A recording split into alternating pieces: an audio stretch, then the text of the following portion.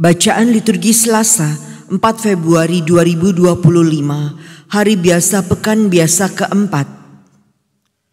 Bacaan dari surat kepada orang Ibrani. Saudara-saudara, kita mempunyai banyak saksi, bagaikan awan yang mengelilingi kita.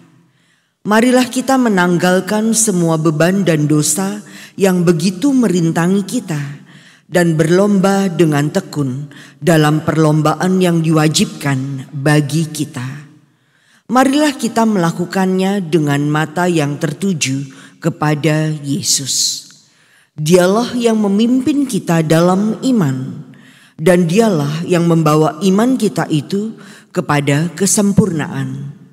Dengan mengabaikan kehinaan, ia tekun memikul salib ganti sukacita yang disediakan bagi Dia yang sekarang duduk di sebelah kanan tahta Allah.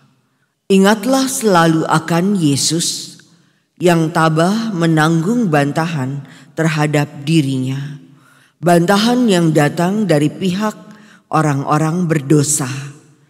Janganlah kamu menjadi lemah dan putus asa, sebab dalam pergumulanmu melawan dosa, kamu belum sampai mencucurkan darah. Demikianlah sabda Tuhan. Syukur kepada Allah. Orang yang mencari Engkau ya Tuhan akan memuji-muji Engkau. Orang yang mencari Engkau ya Tuhan akan memuji-muji Engkau. Nazarku akan kubayar di depan orang-orang yang takwa. Orang miskin akan makan sampai kenyang. Orang yang mencari Tuhan akan memuji-muji Dia. Biarlah hati mereka hidup untuk selamanya. Orang yang mencari Engkau ya Tuhan akan memuji-muji Engkau. Segala ujung bumi akan menjadi sadar, lalu berbalik kepada Tuhan.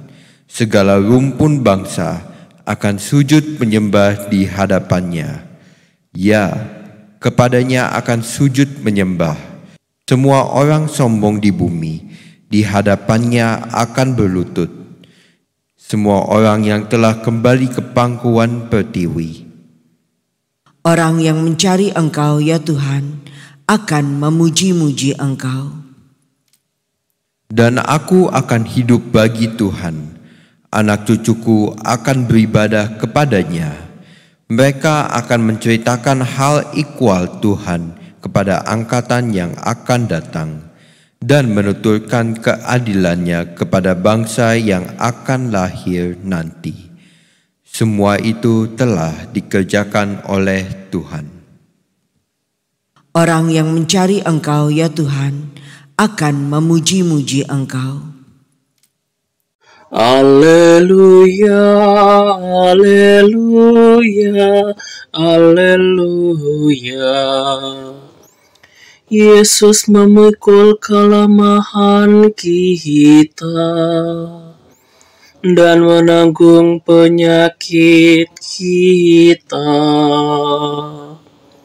Alleluia, alleluia, alleluia.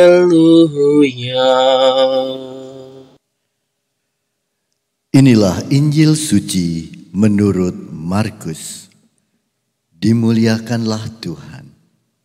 Sekali peristiwa, setelah Yesus menyeberang dengan perahu, datanglah orang banyak berbondong-bondong lalu mengerumuni Dia. Ketika itu Yesus masih berada di tepi danau. Maka datanglah seorang kepala rumah ibadat yang bernama Yairus.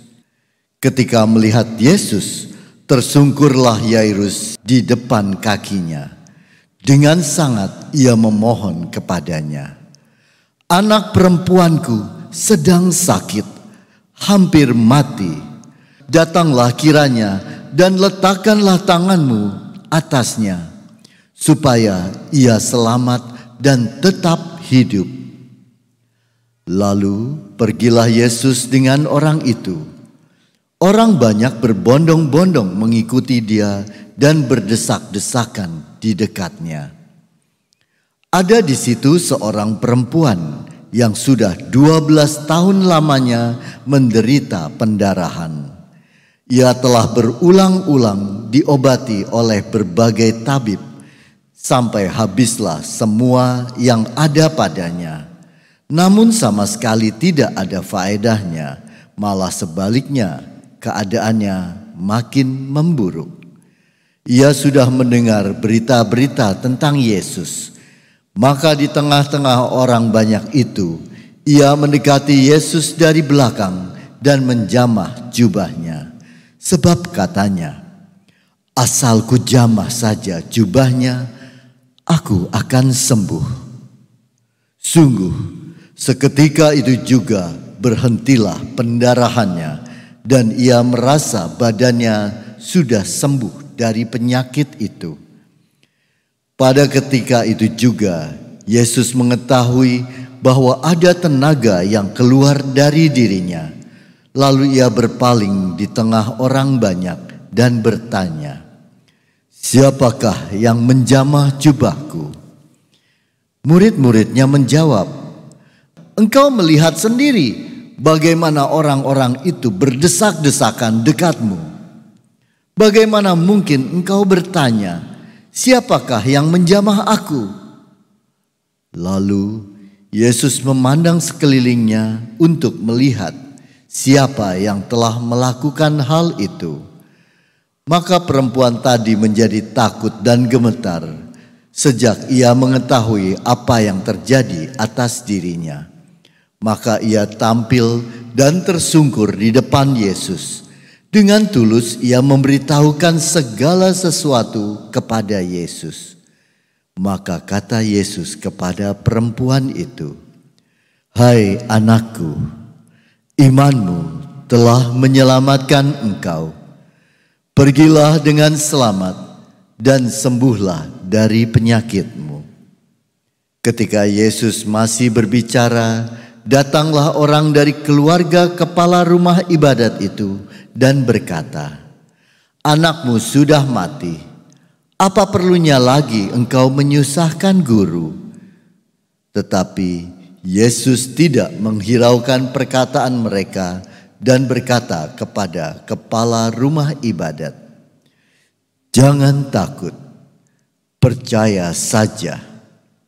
Lalu Yesus tidak memperbolehkan seorang pun ikut serta kecuali Petrus, Yakobus, dan Yohanes saudara Yakobus.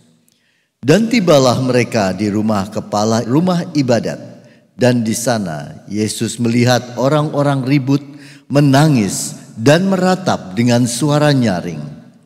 Sesudah masuk, Yesus berkata kepada orang-orang itu, "Mengapa kamu ribut dan menangis?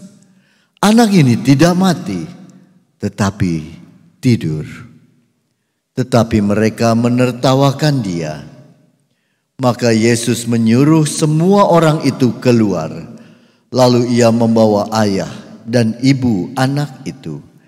Dan mereka yang bersama-sama dengan Yesus masuk ke dalam kamar anak itu.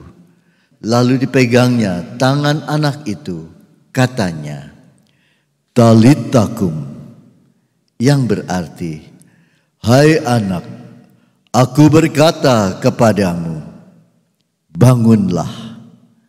Seketika itu juga anak itu bangkit berdiri dan berjalan, sebab umurnya sudah 12 tahun. Semua orang yang hadir sangat takjub. Dengan sangat Yesus berpesan kepada mereka, supaya jangan seorang pun mengetahui hal itu. Lalu ia menyuruh mereka memberi anak itu makan. Demikianlah sabda Tuhan. Terpujilah Kristus.